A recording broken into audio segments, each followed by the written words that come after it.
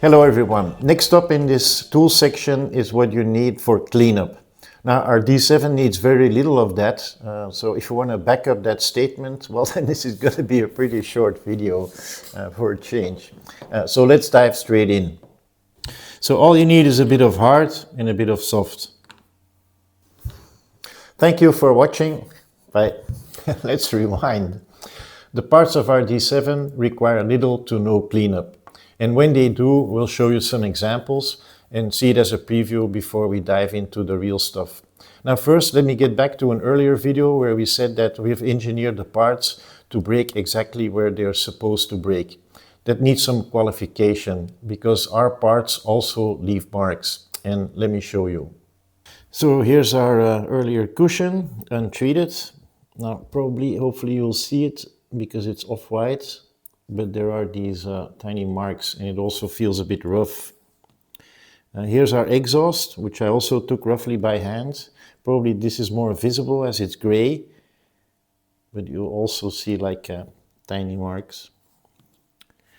And then our cockpit cell is a different animal because there we had to work a lot to find that sweet spot between stiffness and flexibility so that the support breaks off at the support and not at the frame. So as you saw, there are marks and that's pretty much unavoidable. So it all comes down to the engineering again. Now we do use specially formulated resins, but I mean, we're not magicians that have mixed in some intelligence so the resin exactly knows where to clip off. Because then this video would feel like those one-wash miracle laundry ads. No, it's just that the engineering goes way beyond just avoiding build lines. First off, the supports are about the thinnest you can get. It makes support removal surprisingly easy and enjoyable. But it also leaves marks that are barely visible. And then second, they're all strategically placed so that for the most part they end up in hideaway places so you don't even see them. So let's get back to those previous examples. So onto some assembly. First the seat cushion, and even rough and untreated it fits seamlessly into the seat and nobody will see those marks because they lean against the back of the seat. Here the exhaust, so we'll mount it on the engine. And you see everything is nice and clean because those marks have been strategically placed on the bottom, so on the invisible side. And then even our single cockpit cell, there the supports are really hyper thin all over the place, so there's no cleanup to do on the front.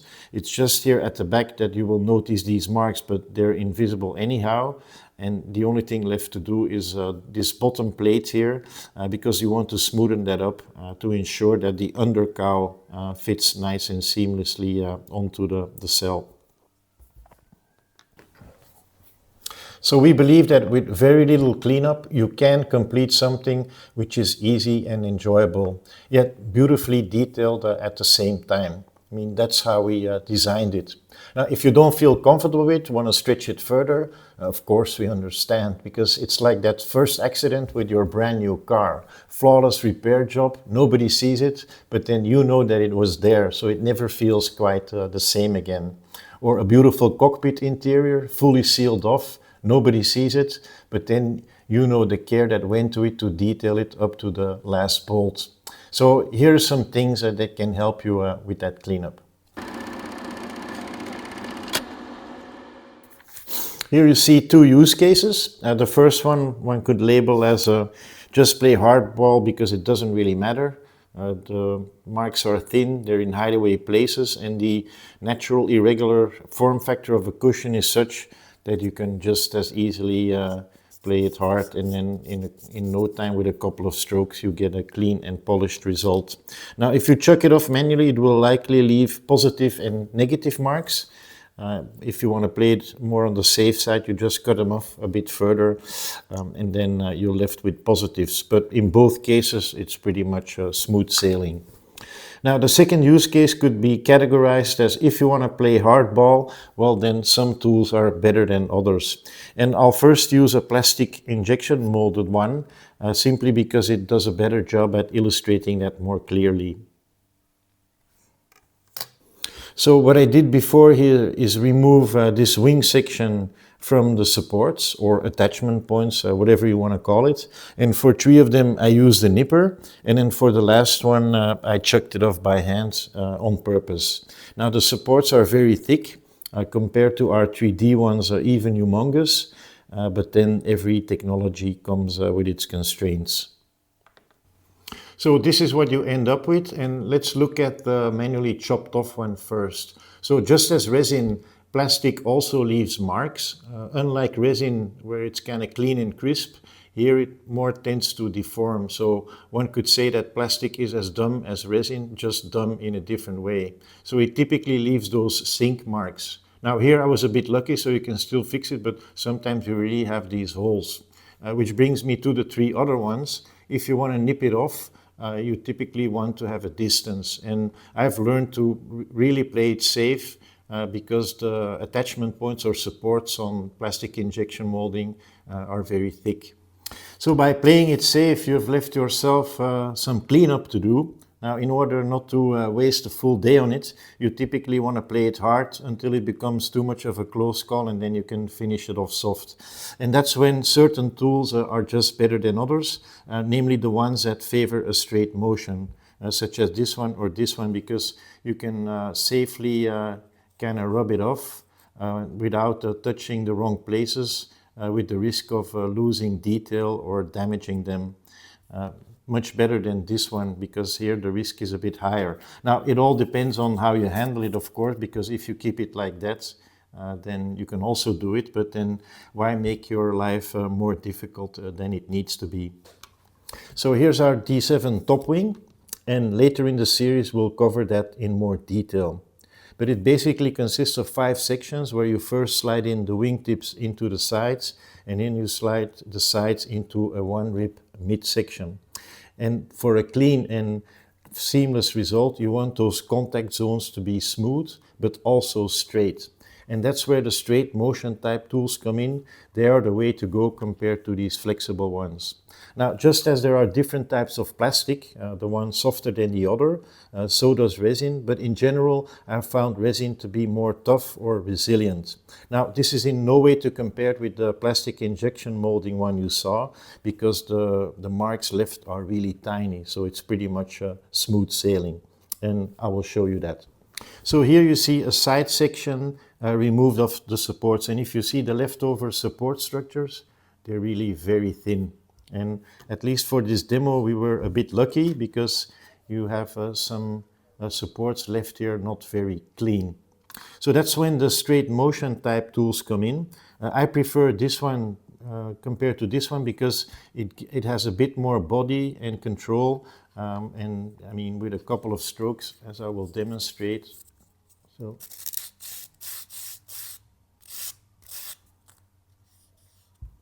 done deal.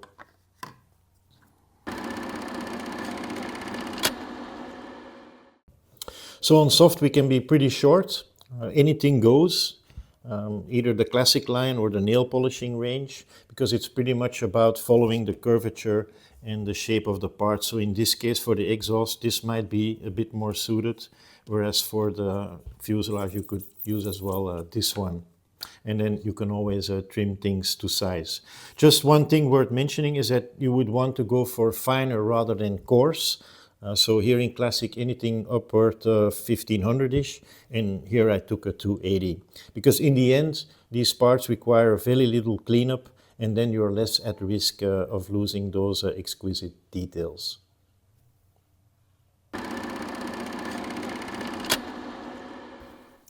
Let's wrap things up with a use case where you combine both hard and soft.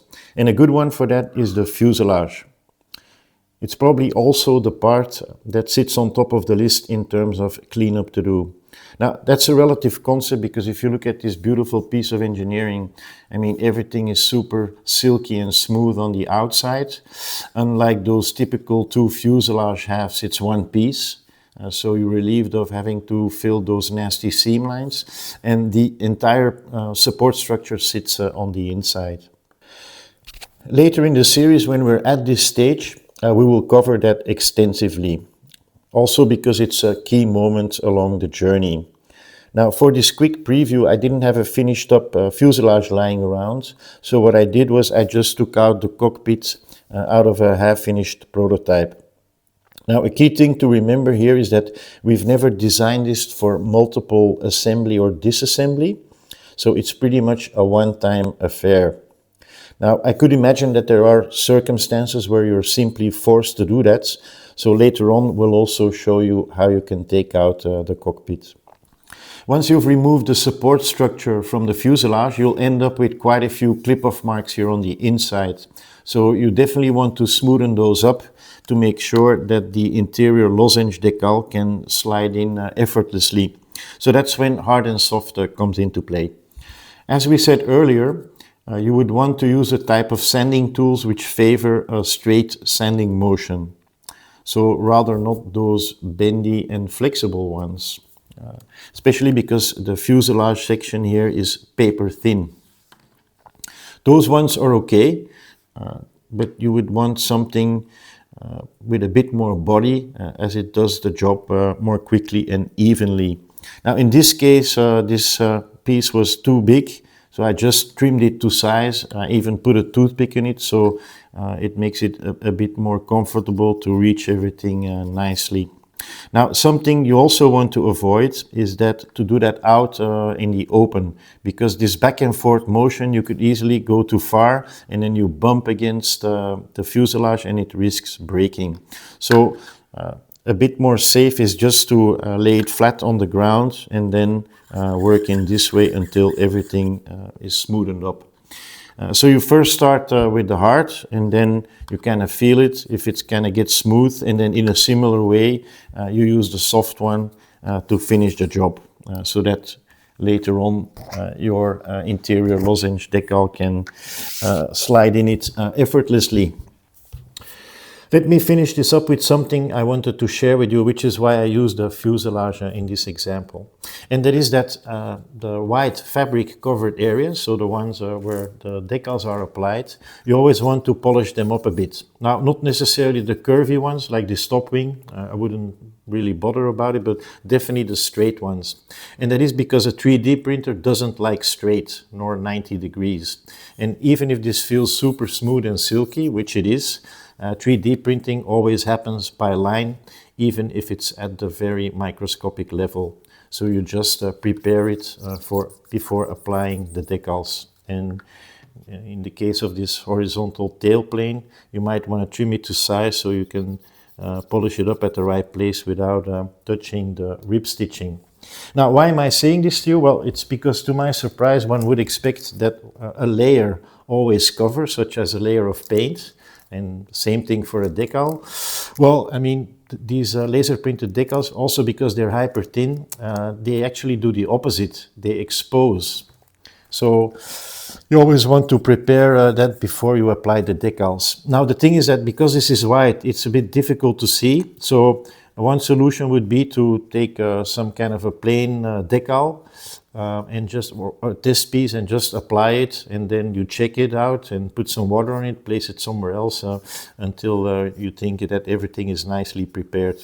And it was a bit too late for our own decals, but I think in the future, because if we have some room here, we'll provide such a test piece so you can use that instead. Okay, that's about it. So this wraps up the tools for cleanup. Now you see we managed to make this video a long one again, but look at it on the bright side. It's probably much more than the time you need to clean up some of these parts. Next up is what you need for building. So thank you for watching and looking forward to see you again. Bye.